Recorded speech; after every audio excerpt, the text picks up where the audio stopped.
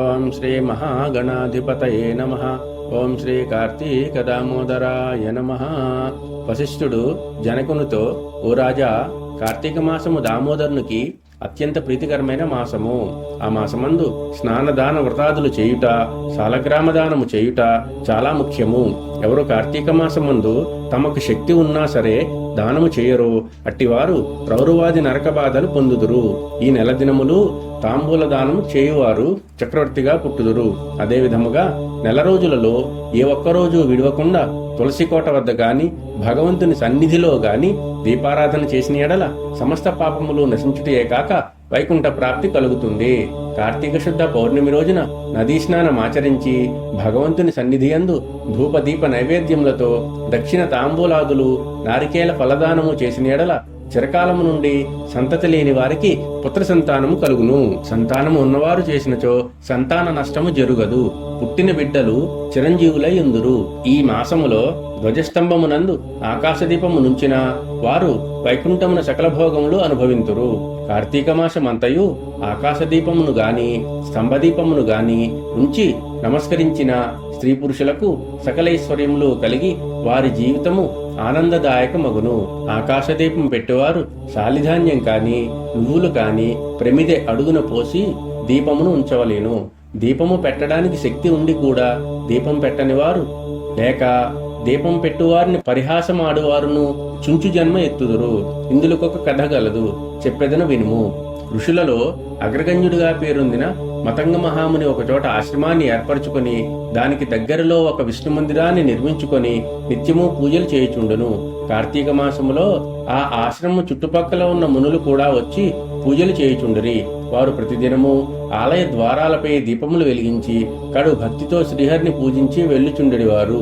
ఒకనాడు ఆ మునులలో ఒక వృద్ధుడు తక్కిన మునులను చూచి, ఓ సిద్ధులారా, కార్తీక మాసంలో హరిహరాదుల ప్రీతి కొరకు స్తంభదీపము నుంచినచో వైకుంఠ ప్రాప్తి కలుగుతుందని మనకందరకు తెలిసిన విషయమే కదా. రేపు కార్తీక శుద్ధ పౌర్ణమి. హరిహరాదుల ప్రీతి కొరకు ఈ ఆలయానికి ఎదురుగా ఒక స్తంభమును పాతి దానిపై దీపమును పెట్టుదుము. కావున మనమందరము అడవికి వెళ్లి నిడుపాటి స్తంభము తోడ్కొని వత్తము రండు అని పలుకగా అందరూ పరమానంద భరితులై అడవికి వెళ్లి చిలువలు పలవులు లేని ఒక చెట్టును మొదలంటా నరికి దానిని తీసుకుని వచ్చి ఆలయంలో స్వామికి ఎదురుగా పాతిరి. దానిపైన శాలిధాన్యం ఉంచి ఆవునెతితో నింపిన పాత్రను దానిపై పెట్టి అందు ఒత్తిని వేసి దీపము వెలిగించిరి. పిమ్మట వారందరూ కూర్చుండి పురాణ పఠనం చేయుచుండగా పెళపెళమను శబ్దం వినిపించి అటు చూసిరి. వారు పాతిని స్తంభం ముక్కలై పడి దీపము ఆరిపోయి చెల్లాచెదరై పడి ఉండెను.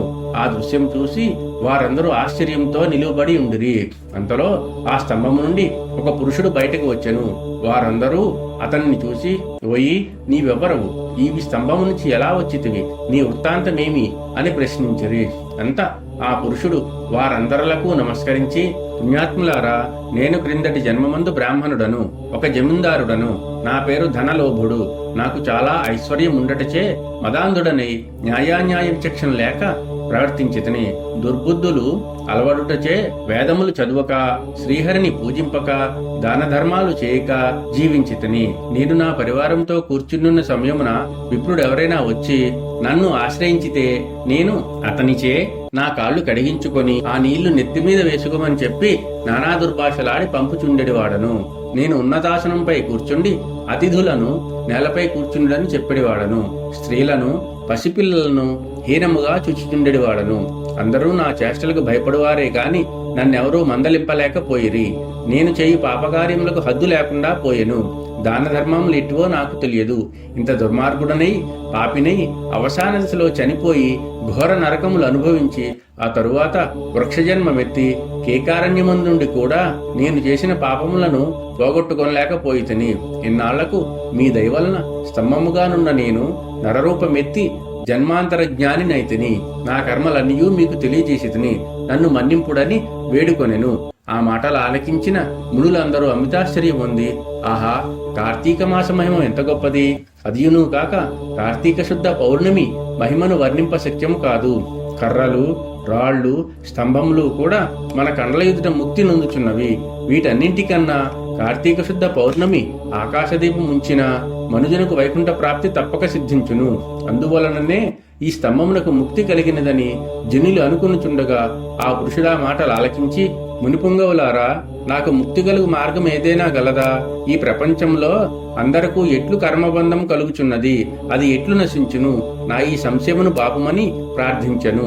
అక్కడ ఉన్న మునీశ్వరులందరూ తమలో ఒకరైన ఆంగీరసమునితో, స్వామి, మీరే అతని సంశయమును తీర్చగల సమర్థులు కాన వివరించుమని కోరిరి.